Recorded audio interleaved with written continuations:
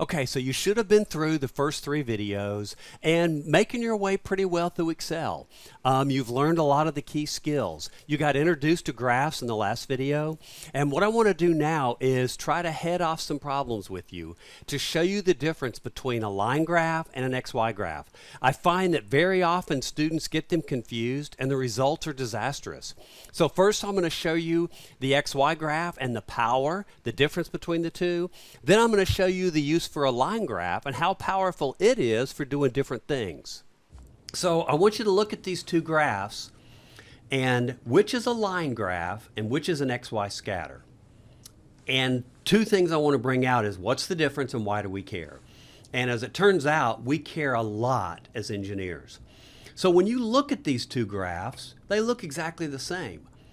If I right click and say change chart type, it's going to come up and show me that right now this one is a line graph.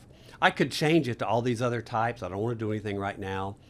I'm going to right click on this one and say change chart type, and it's an XY scatter.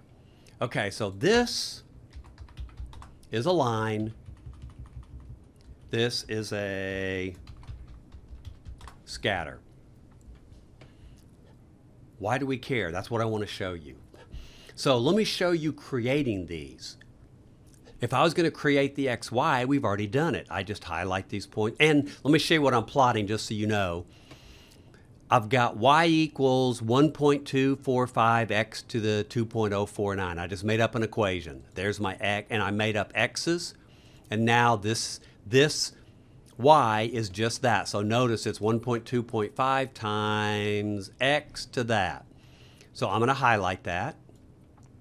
I'm going to say insert, go to my XY scatter, and whammo, there it is. So you can see, okay, yeah. And I could change my scale and all that and make this look like that. You've already seen how to do that.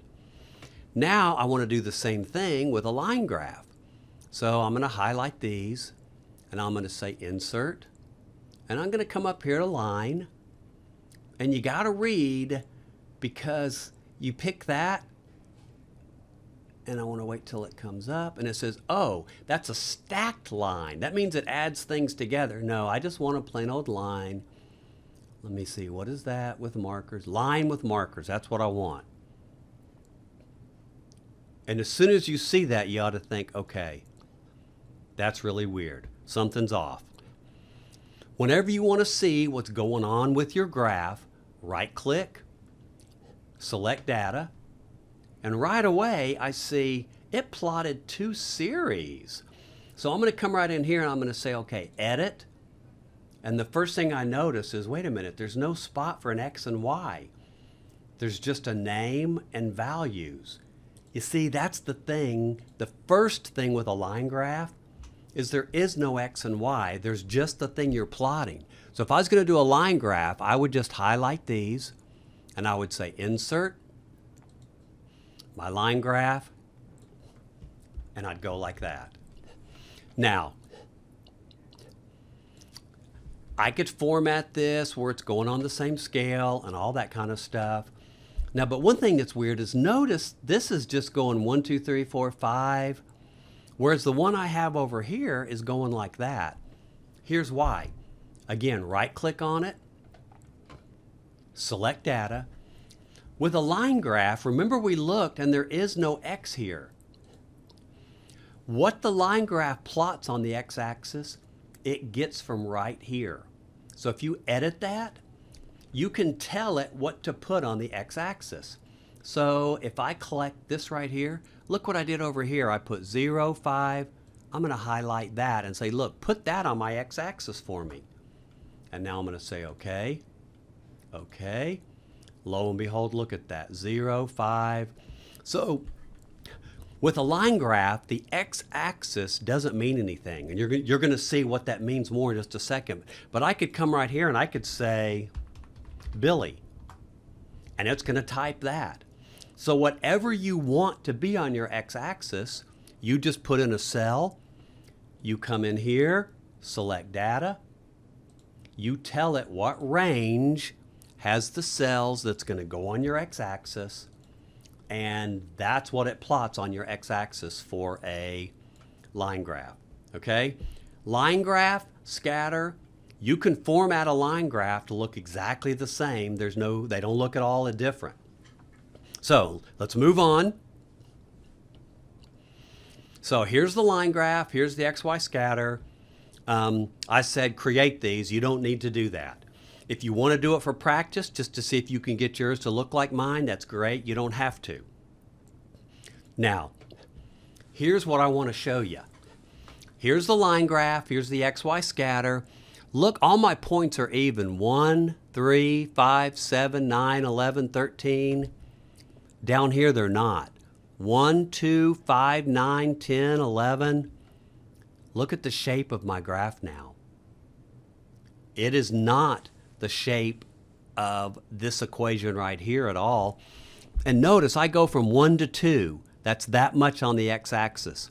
Then I jump from 2 to 5. That's 3 more units, but look, it's exactly the same. Look at my XY graph. There's 1 unit. Oh, there's a big jump there. So you see, all the graphs you usually do in your life up to this point have been XY scatter graphs, where you come over so many units on the X, you go up on the right. A line graph, all it does is it plots the points in order. So it plotted these points in order. The x-axis has no numerical meaning at all. So if there's truly a relationship between X and Y, a line graph is not going to show that relationship correctly. If you get lucky and your points are all in order, it'll show it relatively okay. But if your points aren't the same distance apart, it's not going to show it right. And not only that, if we go one more, a line graph will let you put an equation on it, but the equation's wrong. Look at what it says the equation for this line is. And I'm going to zoom in just a little bit more. Where are we right now? We're at 75. Let's go to 100. Yeah, that's a lot better. Look at that equation. Let me come over here to this guy, right-click, add trend line, and I'm going to go power, display equation on the chart. Thank you very much. And I'm going to make that bigger just to make sure you can see it good. Notice that equation is exactly what it is. And it doesn't matter. Even when my points aren't even, the equation is still correct. Look what happens with the line graph. See, that's the thing I want you to see. Excel will let you put an equation on anything. It will let you do wrong things. So you have to be careful with what you're putting these on to make sure that it's correct. So here's the bottom line. When you have a relationship between X and Y, you want to be using an XY scatter, not a line graph. For some reason, by default, most people do line graphs in Excel. That's not what you want to be doing. With a line graph, the x-axis isn't numeric. It's just plotting the points in order. And so hopefully that you saw, anytime you're plotting something where there's a relationship between X and Y, you want your x-axis to be numeric, you want to use an XY scatter. So then you may ask yourself the question, then what's the purpose of a line graph? When would you ever use that? And so I want to give you an example and show you when you would use a line graph. And to do so, I'm going to put it in the context of an experiment. You were already introduced to this experiment for the Excel number 1 homework with Drew. But just to kind of get you back into it again, I'm going to let you hear from Drew, explain the experiment, and then show you how they use a line graph to help analyze their data. So what we chose to do is we wanted to see an adhesive shear test. We tested 3 different types of adhesive, and we created a sample dog bone from the 3D printers. And this is a copy of it right here, created in SolidWorks, printed it out. And as you can see, we just took these 2 parts, stuck them together like this, and then we put it into the tensile tester. So the tensile tester pulls it apart, and once it pulls it apart, it goes over to the software, and we can see from the stress strain curve the max load that it can withstand in shear. And then we take that load and we put it into Excel, and we can analyze the data that way.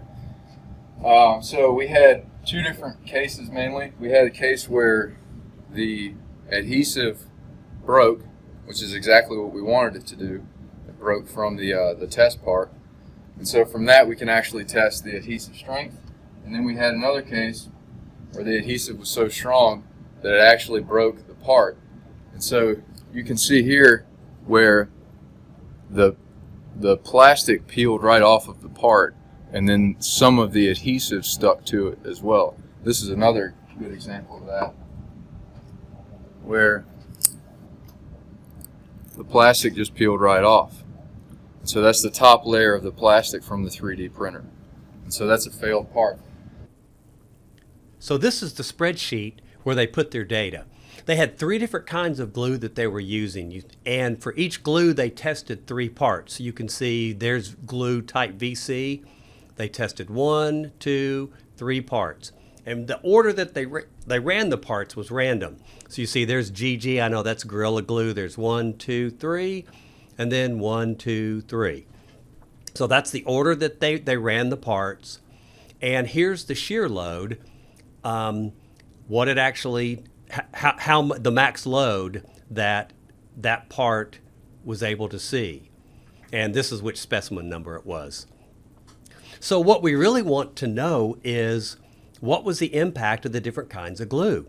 And then right here, they wrote down what happened with it.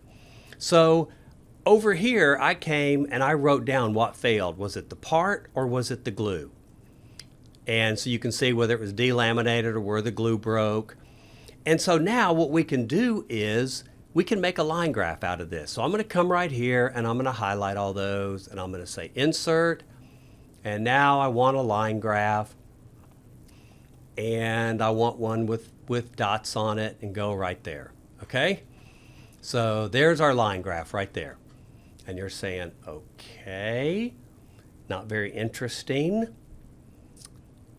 All this is showing is these parts in that order. Now what I'm going to do is I'm going to sort our data right here. So I'm going to move the graph down below.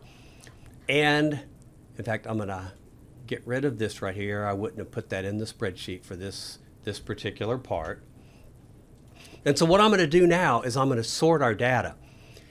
When you sort, the best thing to do is come over here to the left and highlight the rows that you want to sort. So what I did was I clicked in this little gray part and highlighted.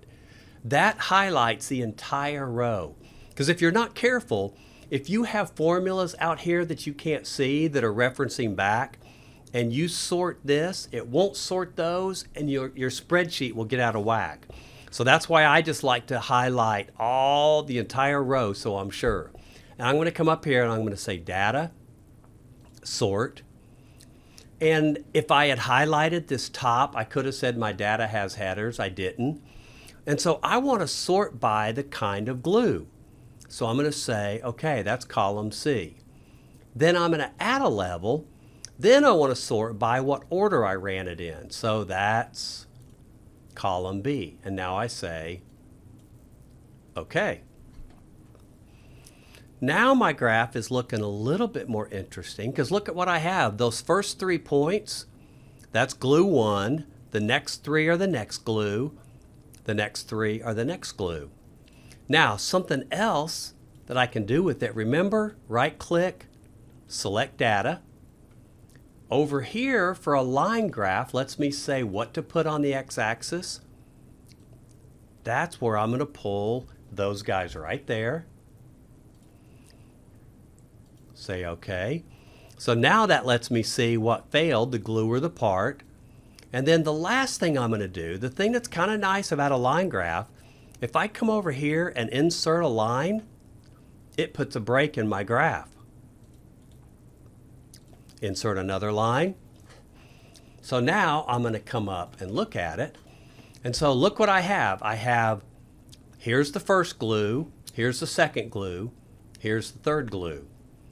And I can come down here and look and see, okay, this right here, the glue failed every time. So that, the PW glue, it was not very good at all. The glue definitely broke. It would not be good for gluing 3D printed parts unless I wanted it to break. And I can look down here and see, yeah, it broke about 100 pounds. This glue right here, it was great all the time. It held the strongest and the part always broke. The glue never broke. Down here, the glue broke except for one, the part broke, and we could talk about that some more if we were doing the experiment. But one last thing I want to show you that's kind of neat when you're doing stuff like this. So you see what the line graph does is it allows you to sort different ways and then see your data separated by those different ways that you sort. That's a real powerful, helpful thing with the line graph. Sometimes when you're looking at data like this, it's helpful to separate it with boxes. So what you can do is click on the graph, say Insert, say Shape, and then now come and build a rectangle around it. And you're saying, well, that doesn't do any good. Then come up here to Shape Fill and say No Fill. And I just accidentally made the graph move, so I'm going to go like that. Now, the cool thing with that is when I move this graph, the box stays in place. The reason why it did that is I had the graph picked. If I was out here and I said Insert, Shape, and then I came and drew it around like that, and I said Shape Fill, No Fill, and I move it, the box stays there. So the key is, if you want to use that, click on the graph first, Insert, Shapes, and then go draw your box, Shape Fill, No Fill. Now once I have this, I can click on my little box, if I can get the box back, there he goes. I can hold the Control key down and now just drag it and it makes a copy. And I can do it for this other one. So the whole reason why you're doing a graph is to communicate information to somebody. Sometimes when you have several points like this in groups, sometimes it can really help to put that little box around it to identify the different kinds of groups. And I could even, like if I was doing that, I could also come right here. I want to click on my graph. I could say Insert, Shapes, and a text box. So I could come right up here and say,